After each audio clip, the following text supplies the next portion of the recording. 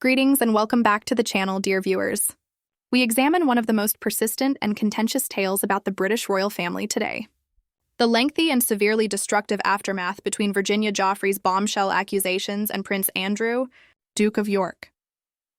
Miss Jufer's much-awaited book was just released, marking a significant new twist in this tragedy that has long and darkly shadowed the monarchy.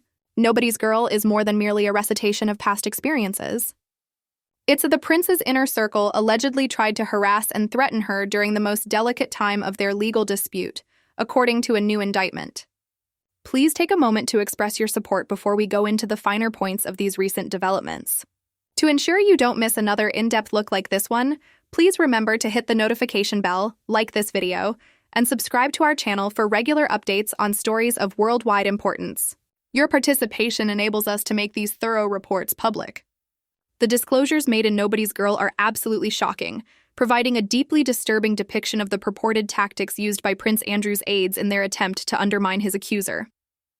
In her own words, Virginia Joffrey, who courageously came forward to describe the terrifying ordeal she went through as a victim of Jeffrey Epstein's heinous sex trafficking operation, now claims that the Duke of York's team went to incredible measures to suppress her. The charge that this team tried to find and pay internet trolls, paid agitators whose only goal was to start a coordinated campaign of online harassment against Ms. Joffrey is among the more startling ones that have been made public. This strategy, which aims to inundate social media and online forums with skepticism and criticism, is purportedly an attempt to not only contest her legal status, but also to harm her reputation and impair her credibility in the eyes of the public. It is simply astounding to consider that such influential people could turn to employing anonymous hostile cyber armies to target a victim who is demanding justice. These claims of coordinated online harassment come at a time when Prince Andrew is already under close police observation. Importantly, the Metropolitan Police are presently looking into a number of distinct but equally serious allegations concerning the exchange of Miss Jofer's private information. The investigation focuses on the unsettling claim that the Duke of York gave his bodyguard Miss Jofer's birth date, and more concerningly, her social security number. The keys to an individual's identity and financial existence are these extremely sensitive personal identifiers. The goal of this purported transmission of private information was to make it easier to unearth potentially harmful information, which would serve as the foundation for a full-scale, aggressive smear campaign aimed at completely discrediting Miss Jofer before her accusations could become irreparable. The consequences of a participant in the "it" is impossible to exaggerate the royal family's alleged transfer of an accuser's private, protected information to a third party, particularly a taxpayer-funded police protection officer.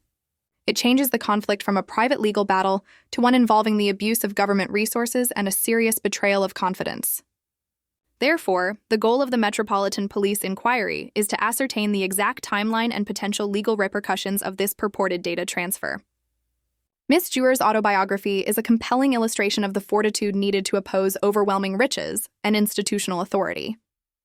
Nobody's Girl painstakingly records that she endured a torturous and intricate civil legal process, suing Prince Andrew for claimed sexual assault related to her time being trafficked by now-convicted pedophile Jeffrey Epstein. The heated, emotionally charged negotiations that define the later phases of the legal proceedings are clarified by the book. Miss Joffrey describes how this time in her life was characterized by constant pressure, psychological conflict, and utter fatigue. She describes how the highly publicized out-of-court settlement struck in early 2022 was the result of these difficult negotiations. In among the most moving scenes in the memoir, Miss Joffrey gives a close-up glimpse of that last pivotal moment. She remembers a phone conversation that happened in the middle of the night, at precisely 2:30 a.m., when she was finally read the agreed-upon statement that would formally end the civil case. That moment's emotional burden was too much to bear. In her letter, Ms. Joffrey describes how the official, well-written appreciation brought her and her devoted attorney, renowned lawyer Siggy Macaulay, to tears. After years of battling for acceptance and responsibility, it was a time of deep collective release. She considers the settlement's terms while acknowledging the situation's legal realities. Joffrey writes, "The Duke of York owed me a serious apology after so long of doubting my credibility. She was aware that the court system frequently gives resolution precedence over categorical admittance, particularly when interacting with individuals of this caliber. She saw, with a shrewd awareness of the situation, that we would never receive a confession. However, we were aiming for the next best thing, which was a widespread recognition of my experiences. The fundamental drive of many survivors is highlighted by their need for recognition, rather than a complete confession. The intense desire for their truth to be acknowledged and validated, irrespective of the monetary or legal consequences.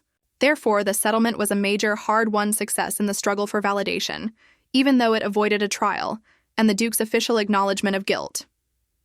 The memoir doesn't hold back when describing the extent to which Prince Andrew allegedly went in order to completely avoid the legal system. Miss Giuffre describes the unique circumstances that led to the first attempts to serve him with court documents, a prerequisite for properly filing the lawsuit. She describes the Duke of York's alleged deliberate withdrawal to the isolated and heavily guarded haven of Balmoral Castle in order to evade this legal requirement. With its vast grounds and well-secured gates, the royal family's cherished Scottish home, Balmoral, effectively served as a bulwark to keep him out of the American legal system. This decision to hide behind the castle walls was generally seen at the time as an attempt to thwart justice and revealed a deep reluctance to confront the accusations in a court of law. Adding even more weight to the reported leaked emails that have surfaced throughout the investigation include claims of data misuse. According to reports, these letters reveal an astonishing communication chain.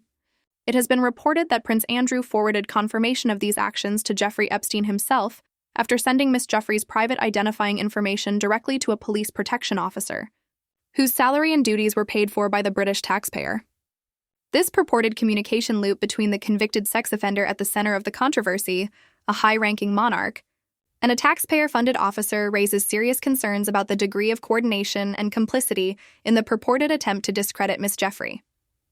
It emphasizes the enormous challenges confronted by anyone trying to hold powerful people accountable and poses serious questions about the moral limits and formal procedures followed by those in the Duke's inner circle.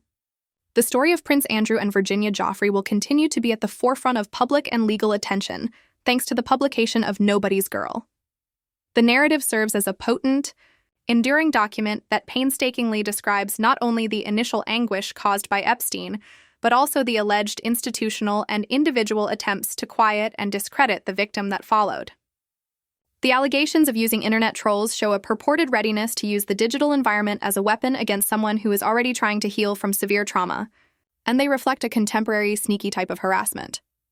The Duke of York is facing a renewed and heightened era of public scrutiny, especially in light of the investigation into the alleged misuse of sensitive data, a possible criminal matter currently in the jurisdiction of the Metropolitan Police.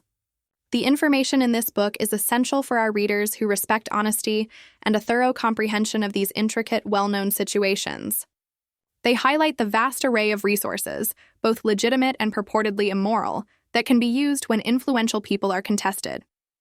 They also highlight the unwavering courage and tenacity needed by Ms. Giuffre and her legal team, which was headed by Siggy Macaulay, to continue until they had some kind of public recognition, even if it was not a complete confession.